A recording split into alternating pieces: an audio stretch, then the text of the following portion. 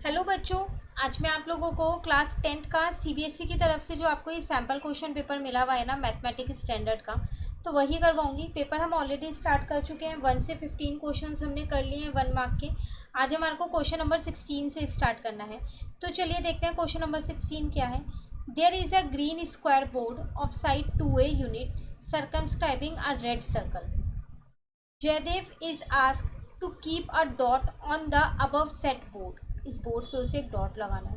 Find the probability that he keep the dot on the green region. देखो यहाँ पर आपसे क्या कह रहा है, ये प्रोबेबिलिटी का क्वेश्चन है। आपसे यहाँ पर कह रहा है कि आपके पास क्या है, यहाँ पर आपके पास यहाँ पर एक ग्रीन स्क्वायर बोर्ड है। तो पहले हम क्या करते हैं, वो ग्रीन स्क्वायर बोर्ड मैंने यहाँ बना लिया ये, ठीक है। इसके अंदर कह रहा था आपके पास एक सर्कल है और इसकी यूनिट मुझे 2a दे रखी है। अब ये स्क्वायर बोर्ड है तो सब 2a होंगी क्योंकि स्क्वायर की सारी साइड्स इक्वल होती हैं, ठीक है। तो फिर ये कितना होगा, मेरे पास a होगा उसका आधा, क्योंकि ये पूरा डायामीटर हो जाएगा सर्कल का 2a, तो रेडियस मेरे पास a आ जाएगा। वो मुझसे क्या कह रहा है कि जयदेव है, उससे एक डॉट लगाने को बोला गया इस बोर्ड पे।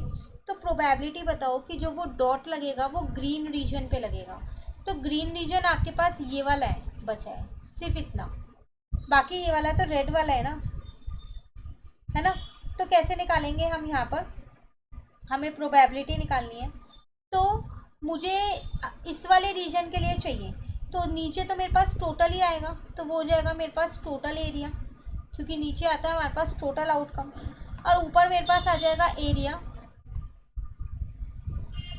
अंडर द डॉट, या फिर अंडर द रीजन भी आप इसको लिख सकते हैं। अब वो कैसे निकलेगा, अगर आप इस स्क्वायर के एरिया में से सर्कल का एरिया माइनस कर देंगे तो निकल जाएगा, तभी तो ये साइडों साइडों वाला बचेगा। तो इसका मतलब area of square minus area of circle divided by total area, तो स्क्वायर का ही होगा ना। तो ये हो जाएगा आपके पास एरिया ऑफ स्क्वायर।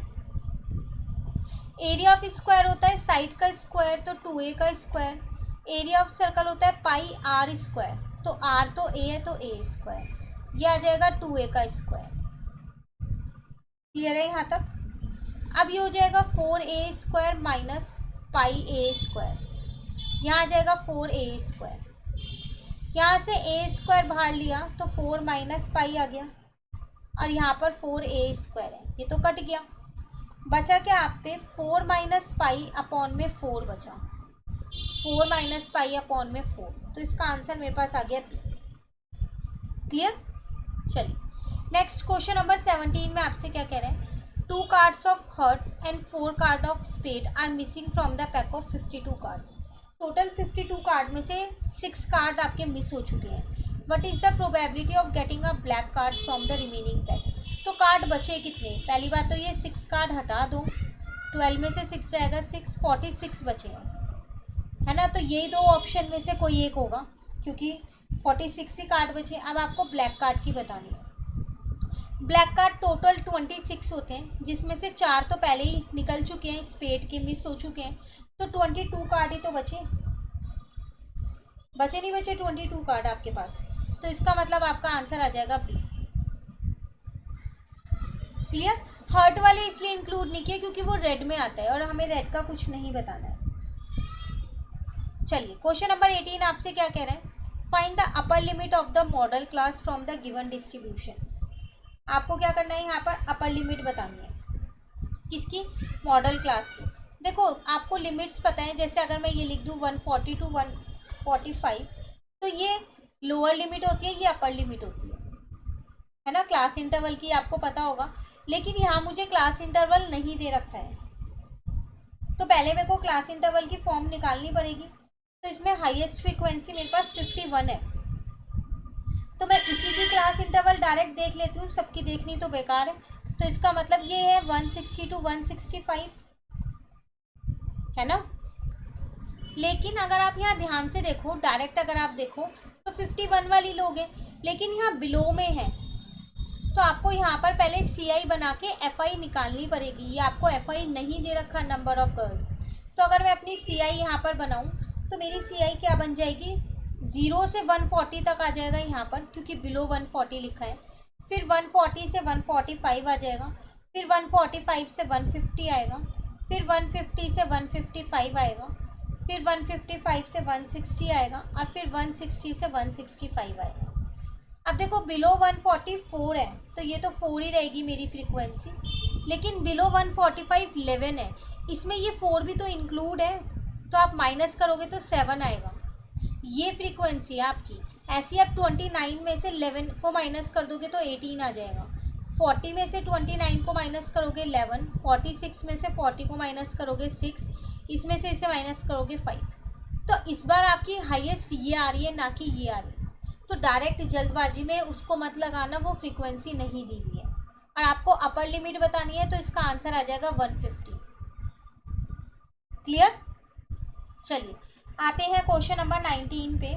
इसमें आपसे क्या कह रहा है, असर्शन और रीजनिंग के क्वेश्चन है ये। कह रहे total surface area of the top is the sum of the curved surface area of hemisphere plus curved surface area of cone. आपसे कह रहा है ये एक आपको टॉप दे रखा है, इसका टोटल सरफेस एरिया निकालना होगा तो कैसे निकलेगा। कर्व्ड सरफेस एरिया हेमिस्फीयर का और कर्व्ड सरफेस एरिया कोन का जोड़ दूंगी तो आ जाएगा। ये तो असर्शन था। रीजन में क्या कह रहे हैं, top is obtain by fixing the plane surface of hemisphere and cone together. कह रहे टॉप बना कैसे है, एक प्लेन सरफेस पे हमने क्या किया है, हेमिस्फीयर और कोन को एक साथ जोड़ दिया है। तो अब आपको ये बताने है कि असर्शन और रीज़न दोनों ही सही हैं, या फिर एक सही है या एक गलत है, या फिर दोनों सही है पर रीज़न उसकी करेक्ट एक्सप्लेनेशन नहीं दे पा रहा है, वो आपको बताना है। ठीक है, क्वेश्चन क्लियर हो गया। अब देखो जो असर्शन कह रहा था वो आपसे बिल्कुल सही कह रहे हैं। अगर आपको इसका टोटल सरफेस एरिया निकालना हो तो आप ऐसे ही तो निकालोगे, कर्व्ड सरफेस एरिया हेमिस्फीयर का और कर्व्ड सरफेस एरिया कोन का जोड़ के, तो असर्शन ठीक है। तो रीज़न भी तो सही कह रहा है कि टॉप ऐसे ही तो बना है, हेमिस्फीयर और कोन को जोड़ के ही तो बना हुआ है, तो रीज़न भी इसका ठीक है। इसका मतलब इसका आंसर आ जाएगा ए, कि असर्शन और रीज़न दोनों ही ट्रू है, और रीज़न जो है वो असर्शन की ही एक्सप्लेनेशन दे रहा है। क्लियर? चलिए क्वेश्चन 20 पे आते हैं, फिर सेक्शन ए हमारा यहाँ पर कंप्लीट हो जाएगा। क्या कह रहा है इसमें, अब पहले असर्शन रीड करते हैं। -5 0 और 5/2 है। आपसे कह रहे हैं क्या ये AP है, इज एन AP। तो AP निकालने के लिए तो आपको D चेक करना पड़ेगा ना। तो D मेरे पास होता है A2 माइनस का A1, तो A2 है -5/2, A1 है -5, तो प्लस का 5 हो जाएगा वो।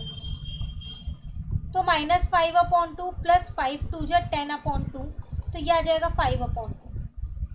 अब एक बार और D चेक करो A3 माइनस A2 से, तो वो कैसे निकालोगे, 0 प्लस 5/2, तो 5/2 ही आ रहा है। तो असर्शन तो ठीक है। रीज़न में आपसे क्या कह रहा है यहाँ पर, रीज़न में आपसे यहाँ पर कह रहा है the term of AP can not have both positive and negative rational number. क्या एक AP में पॉजिटिव और नेगेटिव रेशनल नंबर एक साथ नहीं हो सकते? नहीं, ये तो गलत है। हो सकते, ऐसा तो नहीं है नहीं हो सकते। ये रही एक AP, आप पे यही एक एग्जांपल है, पॉजिटिव भी है नेगेटिव भी है। तो इसका रीज़न गलत है और आपके पास असर्शन ठीक है। Assertion is true but reason is false. Clear? तो आज हमने पूरा सेक्शन ए कंप्लीट कर लिया है। अब मैं आपको नेक्स्ट क्लास में क्या करूँगी, सेक्शन बी स्टार्ट कराऊंगी। इतने आप सेक्शन ए तक कर लीजिए पूरा। कहीं भी आपको दिक्कत लगे आप कमेंट करके ज़रूर पूछिए।